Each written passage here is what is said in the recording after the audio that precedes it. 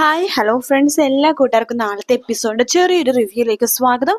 അങ്ങനെ നാളെ പെട്ടെന്ന് തന്നെ അഞ്ജലിക്ക് വയ്യാതെ ആകുവാട്ടോ. അപ്പോഴേക്കും ശ്രുതി പറയണ്ട, അയ്യോ ചേച്ചി എന്ത് പറ്റിയെന്ന് ചോദിക്കുമ്പോൾ ശ്രുതി, എനിക്ക് ഈ സമയത്ത് കഴിക്കാൻ ഒരു ടാബ്ലറ്റ് ഉണ്ട്, അതായത് മരുന്നുണ്ട്, അത് എടുക്കാൻ ഞാൻ മറന്നുപോയി എന്ന് പറയാണ്. അത് സാരില്ല ചേച്ചി, ഇവിടെ അടുത്ത് മെഡിക്കൽ ഷോപ്പ് ഉണ്ടെങ്കിൽ ചേച്ചി ആ മരുന്നിന്റെ പേര് പറയുകയാണെങ്കിൽ ഞാൻ വാങ്ങിച്ചു തരാം എന്ന് ശ്രുതി പറയുമ്പോൾ അഞ്ജലി പറയണ്ട, അത് നല്ലൊരു കാര്യമാണ്, അന്ന് നീ ഒറ്റക്ക് പോകേണ്ട ശ്രുതി എന്ന് പറയുമ്പോഴേക്കും നമ്മുടെ ശ്യാം അങ്ങോട്ടൊക്കെ ഉണ്ട്. ഈ രാജകുമാരി എന്താ സംഭവിച്ചു ചോദിക്കുമ്പോൾ, ഓ ശ്യാമേട്ടാ കുഴപ്പമൊന്നുമില്ല, നിങ്ങൾ രണ്ടുപേരും ഇങ്ങനെ ഒച്ചപ്പാടും ബഹളം ഉണ്ടാക്കി ആരെ അറിയിക്കില്ലേ, കുഞ്ഞനും മുത്തശ്ശിക്കാരന് അവർക്കത് ഭയങ്കര വിഷമവും, എല്ലാവരും സന്തോഷത്തോടെ ഇരിക്കുകയല്ലേ.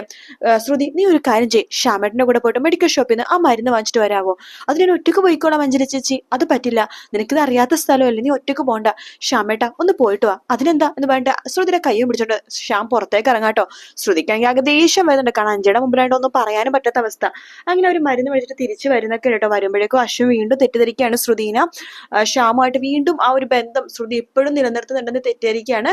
പിന്നീട് അഞ്ജലി പറയുമ്പോഴാണ് ആ തെറ്റിദ്ധാരണ വീണ്ടും മാറണത്. ശ്യാമിനെ പറഞ്ഞേച്ചാണ് ശ്രുതിയുടെ കൂടെ മരുന്ന് മേടിക്കാനെന്ന് പറയുമ്പോൾ അതിനുശേഷം നമ്മുടെ ശ്രുതി കുറെ പ്രാവശ്യം അശ്വിനോട് ചോദിക്കുന്നു കേട്ടോ, നിങ്ങൾ എന്തിനാണ് ഇങ്ങനെ എത്രമാത്രം വെറുക്കാൻ കാരണം എന്താണ്, ഞാൻ എന്ത് തെറ്റ് ചെയ്തിട്ടാണ് നിങ്ങൾ എന്നെ ഇത്രമാത്രം വെറുക്കുന്നത്, നിങ്ങൾക്ക് നിങ്ങളുടെ ചേച്ചീനെ ഭയങ്കര സ്നേഹമാണല്ലോ, പക്ഷെ ഏറ്റവും കൂടുതൽ വെറുപ്പ് എന്നോടാണ്, ഞാൻ എന്ത് തെറ്റാണ് നിങ്ങളുടെ ചെയ്തത് എന്ന് ചോദിക്കുമ്പോൾ ശ്രുതി ഇടത്ത് ഇങ്ങനെ അശ്വിനി ഇങ്ങനെ സത്യങ്ങളെ പറയാൻ വേണ്ടി വരുന്നൊരു ഭാഗമുണ്ട്, പക്ഷെ പറയാൻ പറ്റില്ല കേട്ടോ.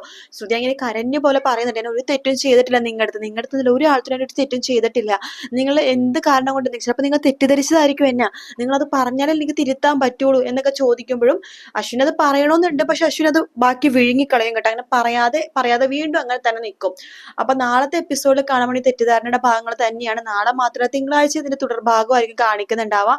ഇനി അതിനുശേഷം മാത്രമായിരിക്കും ഒരു റൊമാൻറ്റിക്കും കാര്യങ്ങളൊക്കെ ഉണ്ടാവുന്നത് കേട്ടോ. വീഡിയോ ഇഷ്ടപ്പെടുകയാണെങ്കിൽ ലൈക്ക് ചെയ്യാനും സബ്സ്ക്രൈബ് ചെയ്യാൻ പറ്റുമായിട്ട്. നാളെ കാണാൻ. Take care, bye bye.